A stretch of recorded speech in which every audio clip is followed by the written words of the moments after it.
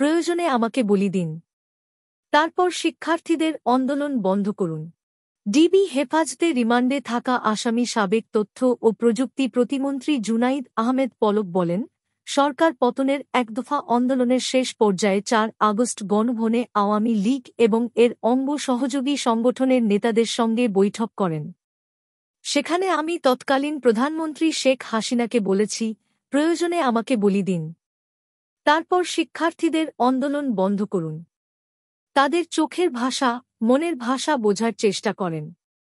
এ সময় সড়ক পরিবহন ও সেতুমন্ত্রী ওবায়দুল কাদের আমাকে তেড়ে মারতে আসেন। তখন আমি সাহসী হয়ে গেলাম। প্রধানমন্ত্রীকে বললাম, আপনি স্টেপ ডাউন করুন। আওয়ামী লীগকে মানুষ ঘৃণা করছে, থুতু দিচ্ছে। এরপর আমাকে গণভবন থেকে বের করে দেওয়া হয়। পলক ডিবিকে জানান, স্মার্ট বাংলাদেশে গঠনে 10 মিনিট স্কুলের সঙ্গে 5 বছর মেয়াদী সরকারের যে 5 কোটি টাকার চুক্তি ছিল সেটা আমি বাতিল করতে চাইনি।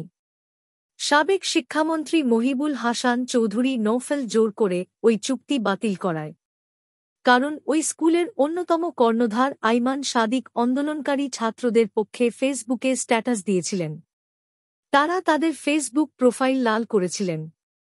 ডিবির জিজ্ঞাসাবাদে পলক বলেন, আমি প্রধানমন্ত্রীকে বাস্তবতা মেনে নেওয়ার অনুরোধ জানালেও তিনি মানতে রাজি হচ্ছিলেন না।